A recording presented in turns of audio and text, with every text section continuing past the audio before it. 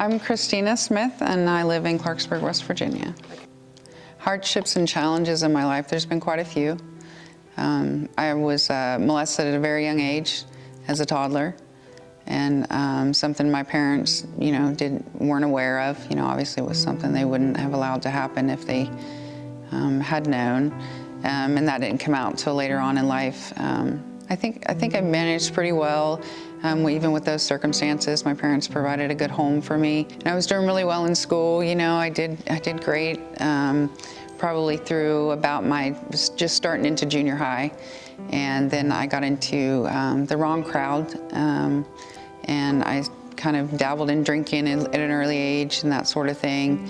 Found myself in a fight, and went to some group homes and stuff. My grandmother used to take us to church, and we were ornery. We were smoking cigarettes in the balcony and out in the parking lot, and we weren't really paying attention. But I think it sunk in there somewhere,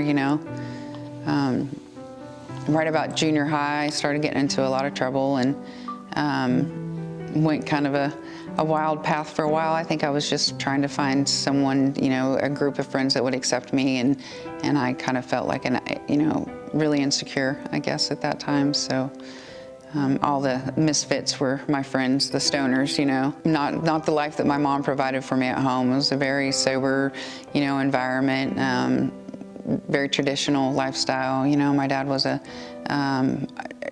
worked for the operators union, and my mom worked at a pharmacy, and never any drinking or anything in the home. I just kind of found it into my life. My son was born. I was 20 years old, and when he was about 3, I started doing some partying on the weekends. The most painful experiences is the problems that I've caused my children throughout. So I had told my mom I was, struggling. She thought her best course of action was to keep my son's best interests at heart. So she took my son for a while and raised him. And I got straightened up and moved to West Virginia. And I met my husband here, and we had a little girl. He just had a void that needed to be felt, so filled without my son, and so then now I had my beautiful daughter Harley. My stepdaughter that had been part of my life since she was about 6. She was 16. We lost her to cancer, and my son and my mom moved back to West Virginia, and my husband and I got a divorce. So within a few months, I found myself in what I didn't realize was the start of a very abusive relationship. He introduced me to opiates. And my self-esteem just started going down, and I started, isolating from family, as you do in abusive relationships. And then I found myself arrested because I had possession of controlled substance, which was prescription pain pills that weren't mine and are not prescribed to me. So I had sent my daughter back to West Virginia, where her father had moved to, till I could take care of the court case that I was dealing with and move back here. And it was quite a struggle. The abuse continued with the relationship, and at one point, I got so desperate to just get out of it. I just couldn't find my way out. I didn't know where to turn. I didn't know how to escape it. And I was just empty without my children. And you just don't know any answers. And my mind told me that God wanted me to come home because I knew He didn't want me to be that miserable. So I took an overdose of ibuprofen, and I woke up in the hospital, and from the moment that I woke up, I knew that's not what God wanted. God wanted me to be here and carry on with my life. So I finally was able to break away from that relationship. The house that we were living in was foreclosed on, so it kind of gave me an out. And I was able to hide for a while and move away. And I found myself in West Virginia finally. And I came back here, and I still had the court cases pending out there. And I felt like it was, I